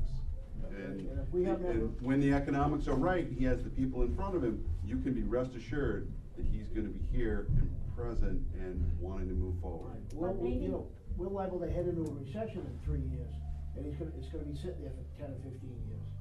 But with all That's due what we respect, should- if he does, if he moves forward and there is one, there's just gonna be shells of buildings sitting over there anyway. He's got people that wanna move in there now. It's been talked about, he doesn't get back to them. You know, I mean, there's no conversation going on with them, he can at least be fixing up the buildings and saving on the outside. I mean, you're a potential buyer, you're gonna look at that place and say, oh Christ. The last best information that we have about Mark's opinion about what he might do over there was talking about Building B, which is the building that's along Wilson Street, the old cafeteria, the two-floor building. Yeah. The last thing that we heard in December was he was contemplating doing that building on spec. Basically, Right. without anybody maybe anticipating that Kyle might go in there, maybe anticipating that somebody else might go in there, Right. doing that on spec, so people could see what the rest of the development could become. Right. And that was the last we know. Right, you're That- still so- going like this. Thinking about I spoke with, Tom House last week, you know, Yeah. he's the architect that worked with us in the charrette, but he's been working with Mark, he had been working with Mark. And when I spoke with Tom last week, he said that he took Mark around to different businesses and areas in Portsmouth and showed him possibilities and things. And then he hasn't been able to get in contact with him either, you know, after that, you know, so he's dropped off the scene with everybody that's been involved here. Is there something that, like, when we hand this back to him, if we, you know, if we haven't, been able to reach him at all? I mean, He's gonna have to be here. Right, 'cause He's you're not right. getting the property back until he shows his face. Okay, all right. And he has to have this conversation with the Board of Selectmen. Yeah, he's not gonna. He's not gonna get the property until that happens. And we agree on something. And then can there be some expectations set that the town sets for handing the property back? I think so, I mean, even if. So what should if they be, if I what should these if I see him- expectations be? If he's here, I'll talk to him and say, you know, we have an issue with, we need to have an open channel of communication. We need, And we can I wanna talk to him, get he's that, a reasonable guy. that green space graded right and planted right, get it all done up so it's looking right. Okay, That maybe should we be can- done by, I'd love to get that done by the end of the year. I mean, can we talk about what expectations we would place? Just, We can put the green yes. space down first, I want that done. And then Well- is the town gonna own it or not? I have one thing Well, I on get the the opinion green the town space, should own it. is that, so we have the permanent cover system at where the grass is planted now. And then if you, where the fence is, and it goes back to almost the concrete building, he wants to give us, What's the road, where the road would potentially be? yeah, he wants to all give over us there. like almost double the grass, maybe even more. And to create a permanent cover system could be in the $300,000 range. And Rick and I talked about that. I thought we could put loam right over that. Well, see, you have to have so what's been approved there currently Yeah. is the front part of the parcel that's closest to the intersection across Yeah. from Gateway Yeah, Gas that's has that fine. permanent cover system, which has a DEP approved marker Right. layer. It's got at least 8 inches of granular fill, Yeah. 4 inches of loam and seed. Right. And DEP approved a cover system, a temporary cover system for the rest of the property, which is, you see that rubble, basically it's crushed asphalt, brick and concrete from the project. We have to maintain at least 4 inches of that. And the reason that was done is because nobody knew at the time when that was designed what the rest of the project would be. We just knew that the front, everybody wanted a little bit of green space in the front, and so it started there. And now if you're gonna extend that green space back, it has to have a marker layer, 8 inches of cover system at a minimum, and 4 inches of loam and seed. That's what if it's gonna be a landscape area, that's what it would have to have. If it's concrete, you could have concrete just, you know, against the contaminated soil or against that crushed asphalt, brick and concrete. But there are stipulations to the final design. Oh, I thought that was ready to just be topsoiled over, No, the area now. Is that how we're supposed to give it to us? No? it's there's a temporary cover system there, and the reason why it was designed that way is because nobody knew what this would be, and so that's why it was So designed. the grass area now is good, is the permanent cover system. Yeah, but it's a lousy place to go lay out and walk. If you're gonna make a landscaped area out of it, James, Right. you're better off going to Puckabush. My thought process. No, but you can think of it as just a placeholder at this point. That area has grass planted, it was only to stabilize the loam. So now it could be, on top of that, you could do whatever you want. To reloam it. You could reloam it, you could put trees in there, you could do Well, whatever you that's the point want. I was getting to. You could do whatever I you wanna want. understand. Yeah. But that's only that green space that there's, Right. that is there Progress, now. but it's progress, Yeah, and we own it, and I- progress. What I'd like To to keep the see- people from calling. You own it, but you gotta give it back. Yeah. You You're gotta not give it gonna back. give it for- back, I thought, You are right? giving it back. For, You're giving it back in this, whenever this happens, when this real No, estate we're transaction supposed to keep the happens. green space ourselves. Well, we have to negotiate that. Nobody could decide, last time I heard, Yeah. whether we wanted it or not. Yeah. Well, I heard, What I I- got my head chewed off, cause I said, give it back, and everyone said, no, you said Well, keep it. No, Yeah, you in 20 years, you may find apartments on top of it if you're building on it. Yeah. You don't give it Well, to us. It's gonna be That's very what I'm hard saying, for so the we keep planning it. board to maintain that space. We got a what? I think, Be out there well, mowing. they're the ones that are going, what? Be out there mowing. Maintaining that what green you space. said? You got a volunteer to mow it? No, I'm Chairman has to talking mow. about, That's I who's gonna have to have, take care of it. I We have have that on visions tape? that if we don't That's gonna mow. own it, that, all the people that can, all the provision, although I forget We the should word, own it. yeah, but I'm saying But that if we it's don't own it. subject to the ordinances we have. That, you know, it will just get chipped away, and instead of having the 40% that we really wanted, we already are having like 25%, and then this 25% is gonna be shuffled down to 5%. You know, that's Mark, not what Mark we wants to wanted. give us the property based on what I have heard, the renditions that he's done. And I've had this conversation with Rick about moving some of that cover. My recommendation is make all the improvements. Make him put the sidewalks in like he's got designed, make him put the topsoil in. I don't wanna have to go back to the DEP and get approval, let Right. him do all that. Well, cause remember. And if then you're- we'll take it over. Yeah, cause if you're gonna be gifted back a piece of contaminated property, there's a couple of things you'll have to do. You're gonna have to do, now, you own the property currently, but you got it for back taxes, which means you're not, in the circular world, you're not liable for that. And you didn't have to do any environmental due diligence. Before you get it back the next time, if you're gonna be gifted it, you'll have to do some environmental due diligence Yeah. to make sure that you've got your documentation to do it the right way. And And that's why you do the cover system, and then you do your environmental due diligence, he gives you the property, you have it now. Do you think that it would be cost prohibitive, like if we're talking a $300,000 cost to get that permanent cover system, what if he just says no? My idea to throw out to the group is have them pay for a hardscaping system instead, and we work that into some kind of design.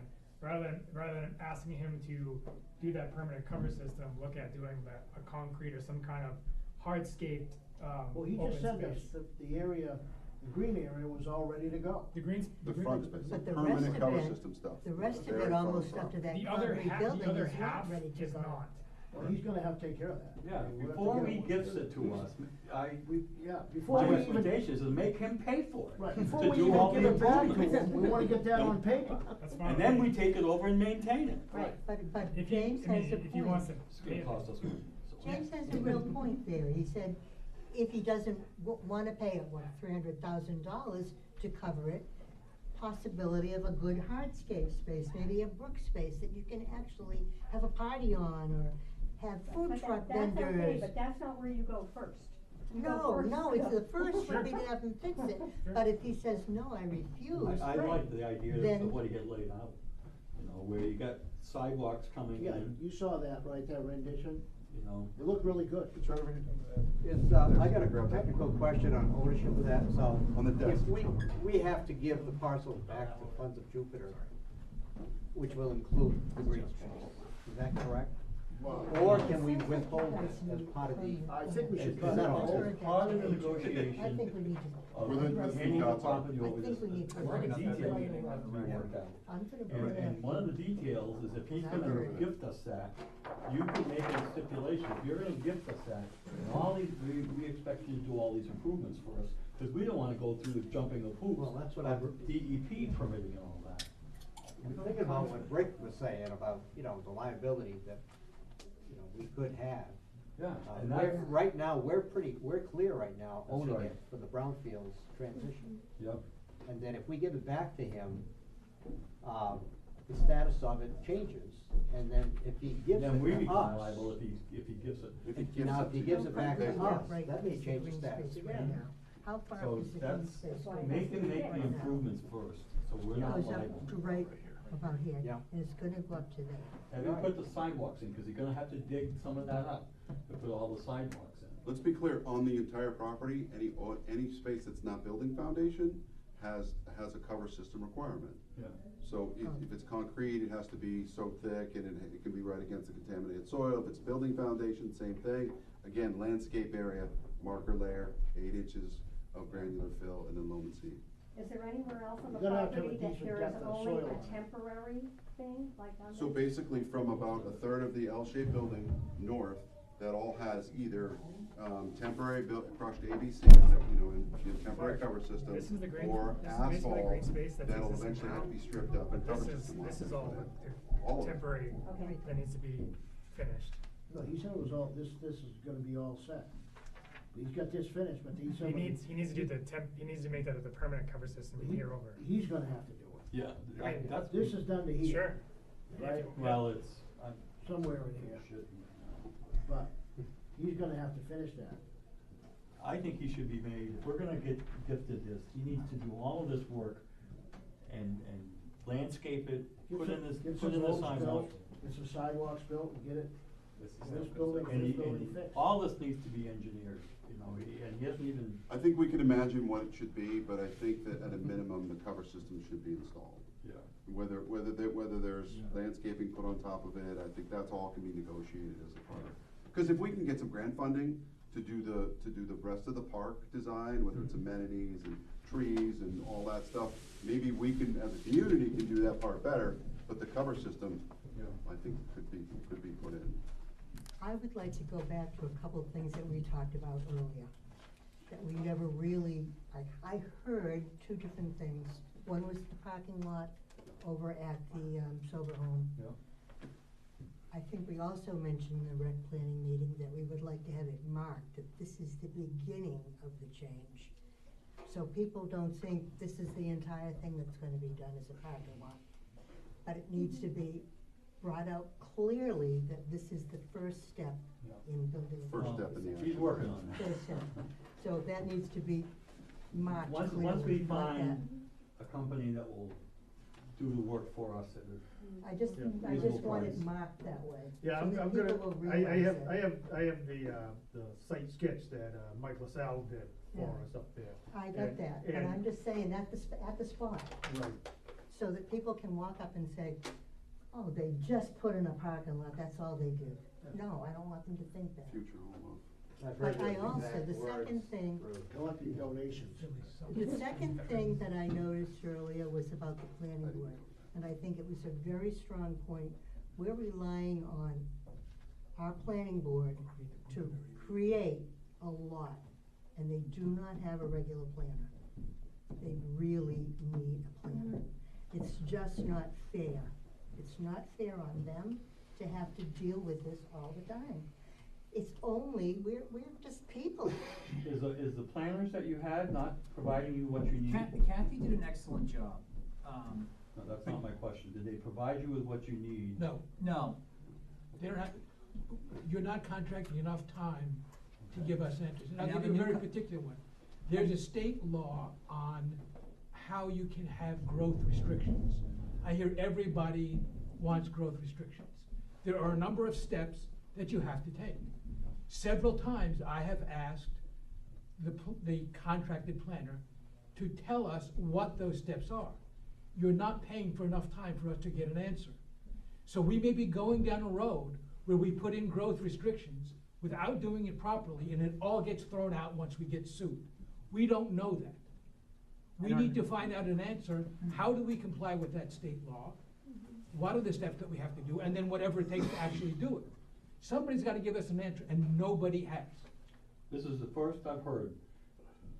And our new town planner, he seems excellent as well, but he has 6 or 7 other communities, from Kittery all the way up past Portland, that he's responsible for.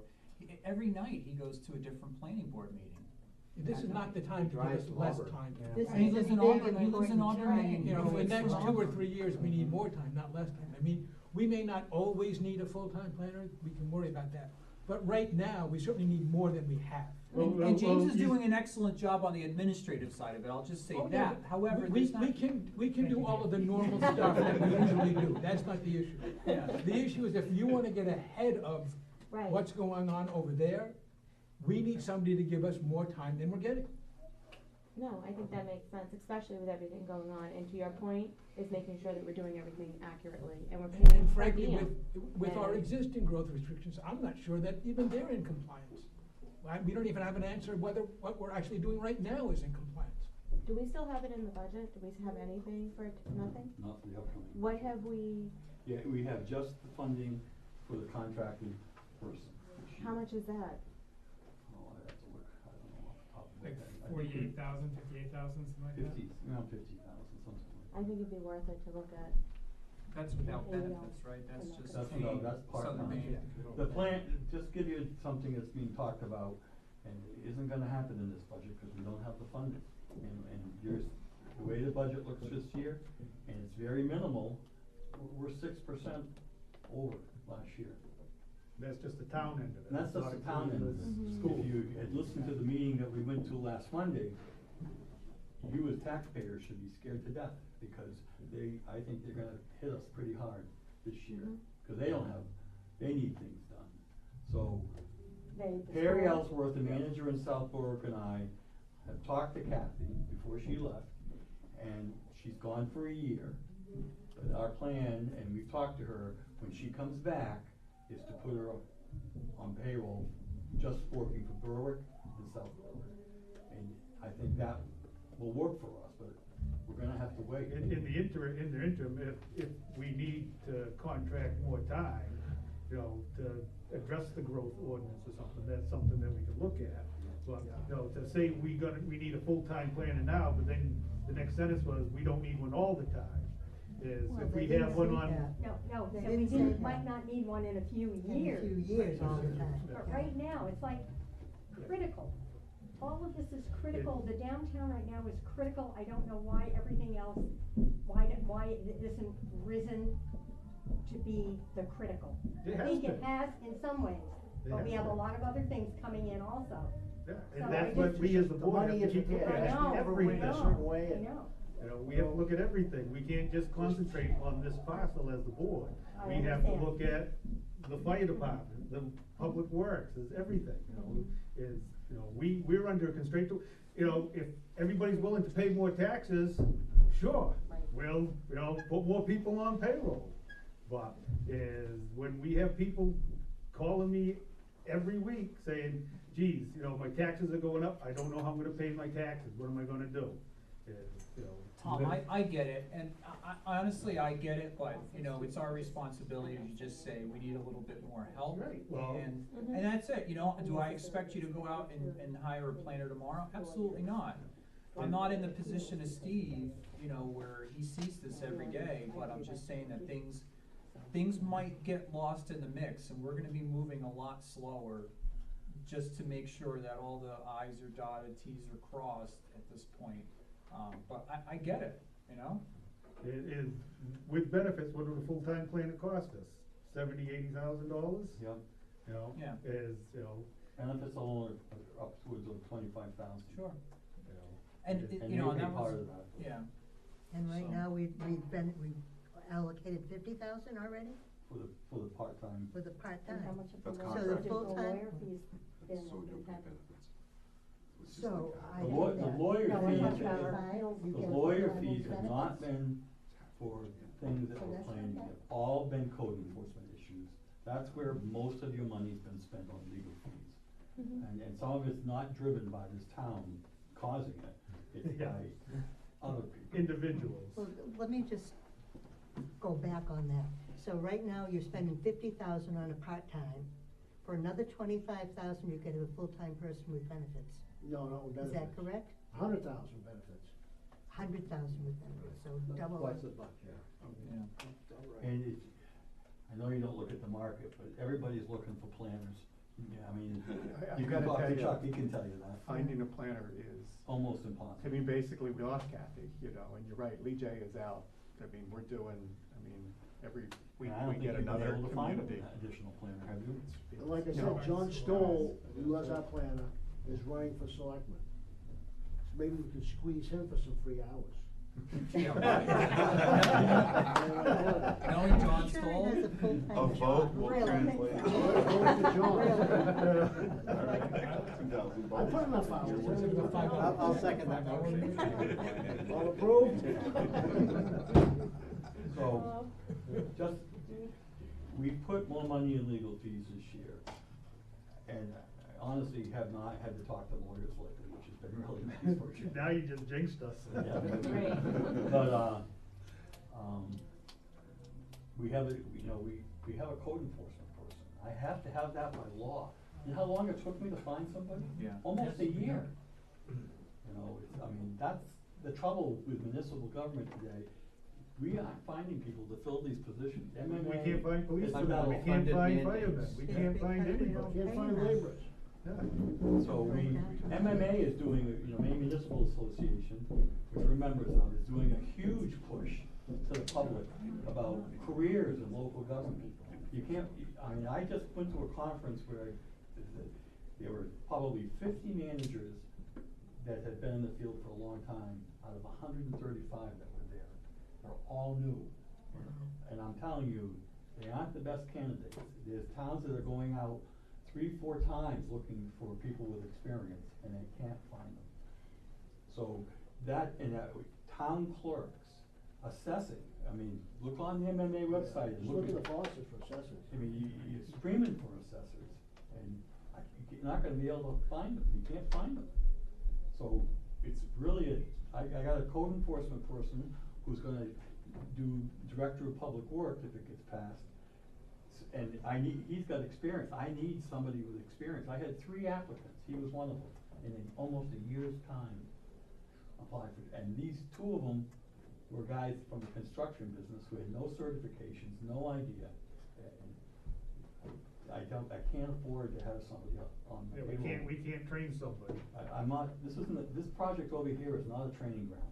You need to have somebody who's got some experience, and this guy does, and he's also a civil engineer, so I got the best of both worlds. Just a time check, it's 7:40, so we're trying to get out of here at 8, hard We have cut, to so. do You know, Right, for that's the bottom thing. line, I have to agree with what Pat said, that I think if we have this more often, Steve, I think there's a lot of smart people here, and I think we could step up a little bit ourselves and come together and probably figure out some of these things. Yeah, I don't disagree, it's just getting people in the room at the same time, and that's a tough schedule sometimes. It has to be Tuesday nights, because my board members are out every other Tuesday, and not because they don't have the time, but it's because that is the one night that can get everybody here, is a Tuesday. Right, and then I got a question about 4 complaints about the odor from that new marijuana facility on Route 9, I mean, way down. Who addresses that? Code Don't we have enforcement. Code enforcement, but the planning board, we did have, we Don't you had. have act- a smell ordinance or something like that in there? Yeah, that place is grandfathered Oh, in. Yeah. So it's got a odor ordinance ordinance. Oh, this is not the one that was just approved with all the. No, this is the one that's already This is there. the existing one. By the No, school? it's the one they built way down the Route 4, Route It's on 9. School Street. Nine. Way down Route 9. Route Not nine. past School the- Street. So that got in before Right. the land use ordinance was Still has to amended. It still has to comply with ODA. There's no, we have an odor control plan Yeah. that was in where we didn't have them submit an odor control plan. What about state law? That's probably the thing we need to We need to look at Look that up. Well, I mean, there's a way around that, and that's, you can have a separate ordinance. We have We a, have the ordinance now, but it wasn't in when he. that's true. But I mean, we can, the town itself can have a noise control ordinance, it can have a smell control ordinance. Okay, oh, yeah. You can have a separate ordinance, it's fast to get in usually, it's 1 or 2 pages.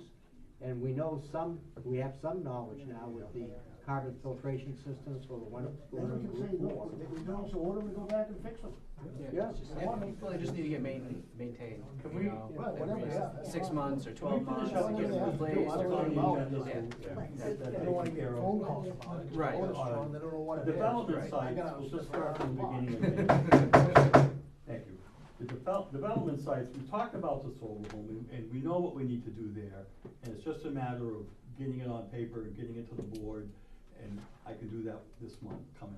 That's not an issue. Bus routes, Tom's on, like I told him before, you're on the group, Well, so. not quite yet, but. Yeah, you will be. Actually, Um, they need bus drivers. The Sawmill and Moulton Street project, you guys are working on that. Yep. So that's already in progress. Design's beginning of the design project, that's underway. Yeah. Yep. So the other stuff, Sullivan Street, School Street, Wilson Street, is the sidewalks and lighting. I'll work with James, we'll pull the lighting program out and we'll start getting estimates and look at where they're gonna go. My Public Works is gonna be working on the parking garage, or parking space over here, now we got the trees down. So we're gonna make that so there's more spaces and looks nicer. The Avista stuff and. What about Logan Street? Oh, I'm sorry, sorry. Yeah. I thought you talked about. Yeah, Logan Street and Yeah. Library, those are all things that need to come onto sidewalks, bus That's route. sidewalks too. And Yeah. the trail, I saw some scratch on the chalkboard in there, are we doing something with the trail? Was that part of a discussion recently? Yeah, it's your. Rec master plan? Yeah. Yeah, okay. So Yeah, that's it's part of our we have a whole chapter on it. Okay, so you're working on that. As well as, by the way, just so you know, we got some ideas on sidewalks. Okay. And how to fund them, and what the priority should be, and some ordinance that should be put in place Oh, good. to get that done. So when you meet we're again? dealing with it. We meet every 2 weeks, our next meeting is next, Wednesday.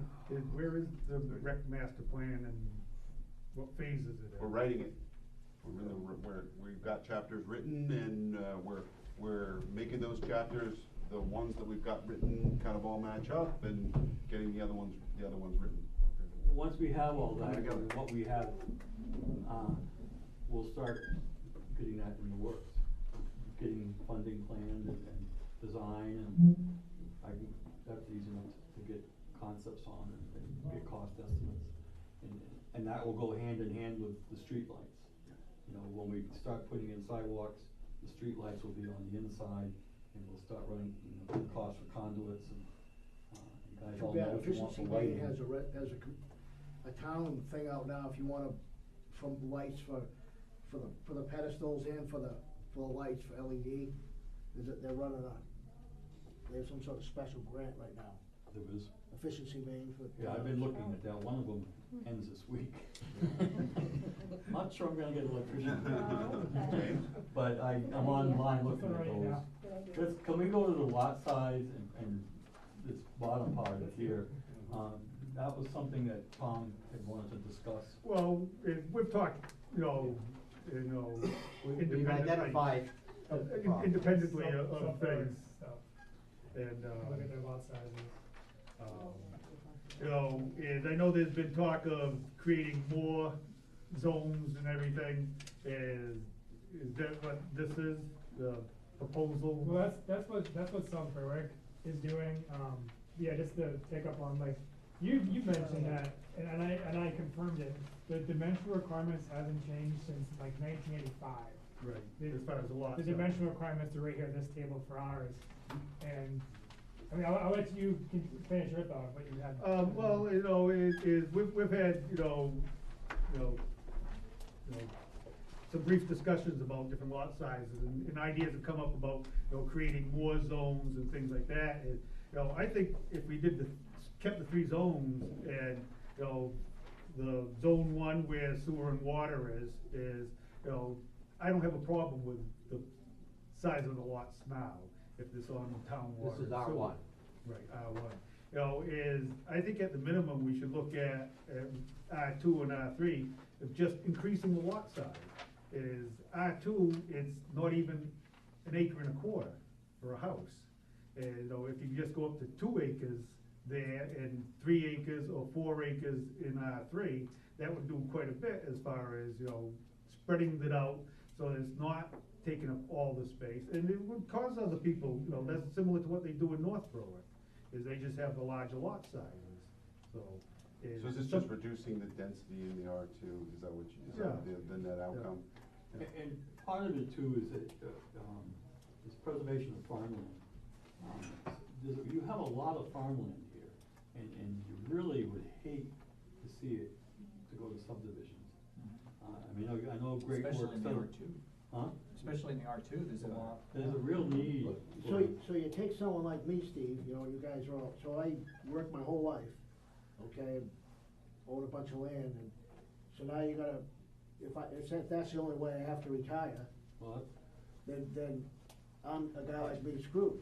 Yeah. Well, And I don't, you know, they wanna preserve farmland, and they're gonna have to pay for it. you know, Make it worth the preservation of it, it's that you know, important. but is a house lot in Berwick is going, what, $80,000? Yeah, and they're up to 100. Yeah, Yeah. and, you know, so. In fact, there's a lot that just sold for 150 on 236, right after Omar Willett's house. Dwayne Clements put the lot in. That's There's where 2 the power houses. lines come through? Yeah, they're down and back, there's 2 lots there, one just sold for 150, and the other one's still for sale. With the power line. It's Yeah, pretty but decent they're on the size. river. It's right on the Right, river, yeah. but still, on the river. You know, you talk about that, but, you know, if you, a guy worked all your life, and have your land, if you go to a 2 acre size instead of the acre and a quarter, instead of making $1.5 million, you're only gonna make $1 million. No, it's no matter how many houses you put in. Right, exactly, you know, so, Not that I wanna do it, but I don't wanna. That's been the argument all along. Right. And most of the developments that go in, don't go in on those types of properties, they go into a large piece of land where the developer comes in and just squeezes as many houses as they can in. That's where the sewer and water. Over The time, sewer too. and water, they Yeah. really jam them in. You know, and, if we wanna, you know, up on Cemetery Road, in the last 20 years, there's probably 40 new houses up there. How many new apartments going in? 12, 12. yeah, you know. and, Can we stop on that topic and talk about that just for one brief moment? And we talked about it on the planning board, I mean, everybody, several planning board people here. I think the problem, my personal, thinking tells me that R2 is really the hot problem because of what we saw on your road. Yep. And because it's still good to expand R1 into R2 if you can expand your sewer. I mean, that's the general thinking that most planners will tell you. And when you get to the outskirts of R2, where those 2 apartment houses are going up, that's probably not as good. That's not really, they are inconsistent with everything else in the neighborhood. Right. So R2 really needs to be graded out a little bit finer, I think. R3 is working well, and the reason is, a developer, unless you've got road frontage, a developer has to have 300 by 300 lots. Not a lot of acreage, but it's square. Yeah. And. 90,000 square But you're feet. limited You're limited to to 3 3 years. lots per year, Right. so it lets a little guy that's building 3 houses a year, you know, we've had like Alter for people like that. It doesn't bother them very much, they still, you know, it's a slow growth process. Right, but if you're putting in two water and sewer into a site, you're not gonna want a slow growth process because those guys gotta get their money back. That's They're right, not gonna but wait you're till- not putting water and sewer in the No, outskirts of yeah. R2. This Yeah. So I mean, so there's some thinking, but I don't think it's, I mean, I've talked to James about it, I'm sure Dave and Niles. Well, you and I were looking at the map, trying to come up Yeah, with the, it you looks know, like different somebody's been zones doing there. some work, that would be you, James, wouldn't it? Right here? Yeah, 'cause the planning board should come up with something then, and then we can just make a. Well, we'll put this on the list right after, right after the ratios of, commercial and residential, building number two. Well, tomorrow night, you have a meeting, right? No, When is it? next Thursday. First and third. We already had two this morning. I thought I got a notice that you're A 5 available Thursday tomorrow night on morning, the, Board of Appeals. Board of Appeals meeting tomorrow You're gonna go that again? I For know. that same piece of property? Board of- Yes. How I about this thought it was remote last week. farming? We got a way, is there a way to promote farming? We had this as the last thing here. Yeah. Is there a method of it? Yeah, Anybody know? help us all out. What is it? Well, Well, I isn't there- personally, Yeah, like that. I personally, you know, when you start talking about R3 and all this kind of stuff, you know, then just increasing lot size does not preserve farmland. In So- fact, what it does is it plops a house in the center of a farm field, and then you have ruined all the Do farm you field realize around that it. up to 40% of the food you buy is from out of the country? That's So why this is I'm thinking something- it's important. Right, Well, right, we're but I not mean, gonna this buy is yams in something Berwick. that the I don't care what we can grow, but. Potatoes. Is We there grow, not- all that stuff is being grown. What about in the tax winter. tax abatements, not 100%, but tax abatements if you're gonna put land into a farm category? They exist in the We're state level, biggest 'cause we per capita looked at all state that for stuff. brewing, and people are trying to buy local It's considered hops agriculture. and material, and they can't get enough. Well, because you Is- gotta is grow there at such not- mass. Well, and in climate, we use it's mechanic such a action. short We have to season. use. Is there not a government program, is there not a government program that It's funny, we have helps some people that 30 want to feet be high in our farmers, property, and pairs we them don't up even with touch it. farmers? We moved There's it a lot last of year, and we programs. just. Well, man, So there's something. Right up in Scarborough, on Route 1, there's the farm. You gotta do both. So there are- USDA. You gotta right cover up the there. field, as they We say. go in and talk to them all about it. They don't have enough money, No. they don't have this, we can lend you some money for micro loans, you can get money for buying, farms that are for sale, they'll lend you money at a low interest rate for farms for sale, all that stuff. But you gotta be, your real success story, if you're an immigrant, or, you know, What? I just said an immigrant or something like that, they wanna lend money to, They wanna lend money to immigrants before. Well, After they get them Is all that out. what you? after they get them all straight, for minorities, Minorities. that's what they wanna lend the money to. Just to throw another statistic out there, 1 in 4 children in the state of Maine don't eat, they go hungry. 1 in 4 in the state of Maine. Those are awful. Just get out of the statistics. husky But I school think morning there and is send the kids also a to eat program breakfast. that a young person that wants to be a farmer can team up with a person that has a farm. There that's- are, yeah. What is, and the name of that is? For example, on Blackberry Hill right now, a young couple from Yes. New Hampshire, Yeah.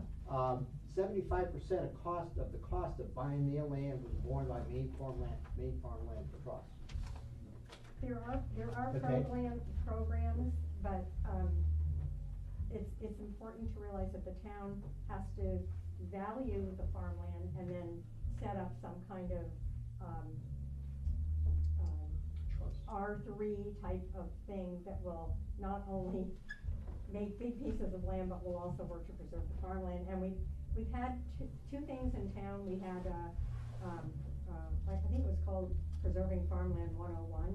We had, someone come in and talk to us about what towns do to work on preserving their farmland.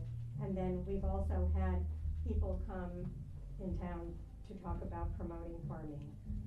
So we can do that more, but we also need, we also need, that to be considered when it comes time to thinking about our R3. Yep. They're kind of conflicting things sometimes.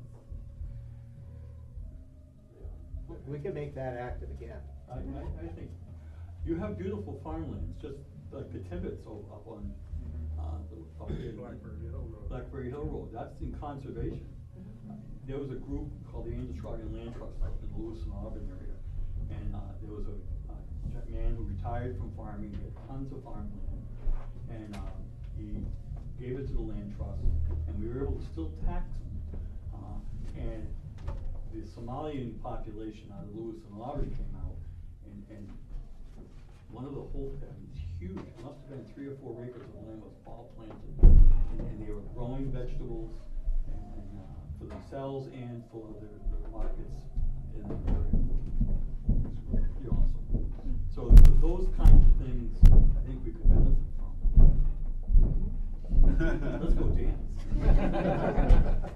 So, Just so that's you the know, top. there's something in town right now that if you have your farmland, if you want, there's a program right now, Maine Farmland Trust has, that they will, if you sell your development rights. So in other words, you can't develop. You own your land. You own your land, but you can no longer develop it, put house lots on it. And they will pay you development rights, which are not what it's actually worth, but it's making your farmland stay farmland. And that exists in town now, and we have been talking it up. We actually call people on the phone and talk to them, and that, believe me, we're trying to do this. And there are, getting more, publicity about it would be great. I mean, they had a big thing at the high school about it.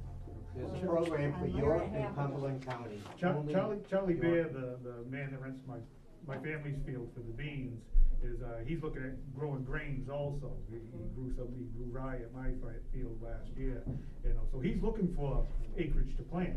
He'll lease it yearly, he's willing to do things like that.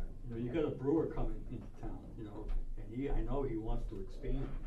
If he could get most of his material local, wouldn't that be awesome? Farm to bar. Farm to bar. Farm to bar. Huh? Farm to bar. Absolutely. Farm to table, farm to bar. So, Put it in my mug, I'll be there. before we leave, I feel like, I don't know, maybe I'm just the one that thinks we should be meeting more, but if you all feel like we should be meeting more, can we tentatively plan another time to meet? We could try to meet once a month, would that be That would enough? be great. Yeah. I'll just put it on the schedule, sorry guys. Especially this time of year when market's really busy. Once the snow's gone, right? It's gone. Yeah. So when would that be?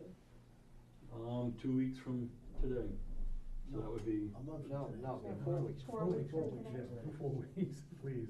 4 weeks, okay. I said a month. April, whatever. Once a month, I'm just thinking 2 weeks from now, On a like, Tuesday, in between on a selectmen. Tuesday night? Tuesday night. And then what should we leave here thinking about that we should come back with for ideas to be dealing I with? think talk more about the lot size would be probably a good conversation, and we can have, possibly get the planner here to help that. And I'll start exploring where I can find a planner that can give us more hours. The money's there. But I noticed one thing here, you wrote town conceptual plans, define town, envision Berwick concepts, solidify. Well, those are things like the park, the sidewalks, the lighting, the, Underground infrastructure, street trees, street trees, crosswalks, bump outs. I guess I'm saying, Sober home. would it be helpful? These are all things that we can start doing stuff on, and I know Tom is working on the parking thing, and maybe we can get somebody up there that just, once we find something, to peg it out, stake it out to what we want. Right, but I guess if we come and when we are all giving up a night, it's important, or is it just going to be an informational thing on how things are moving? Or are we coming together to discuss something? You tell me what you wanna do. I don't know. I emailed you. At that point.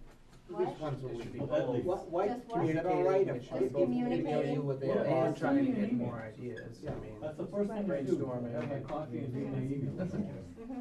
Well, I just didn't know if people value You're that. welcome. I do, that's my job. What's your email? I do like what I do. What's your email? Send But I don't disagree, I Mark, I want took these good up notes, to so I'm all more prepared for Tuesday. competent